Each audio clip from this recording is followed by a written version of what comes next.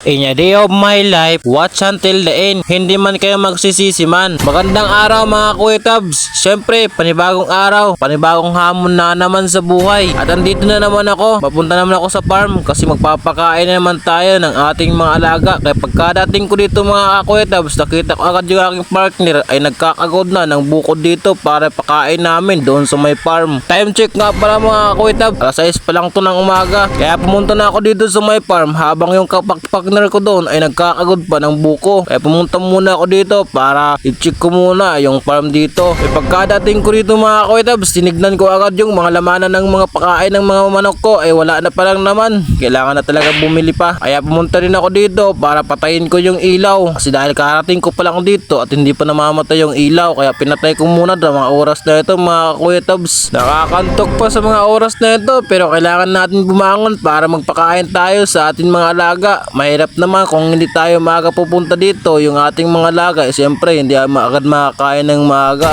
Kasi itong sobrang natutuwa ko mga Kuya Tabs kasi pagkadating ko dito sinasalubong agad ako ng aking mga alaga. Tignan nyo. Oh, diba? Nakakatuwa talaga. Hanggang dito lang muna yung ating video mga Kuya Tabs kasi dahil umuulan na dito sa silong ng aking pinagbubus ubiran. Kaya pwede ba ako makahangi mga Kuya Tabs kahit sa pag-share lang nito at pag-like ng video ko. Maraming salamat. Bye bye.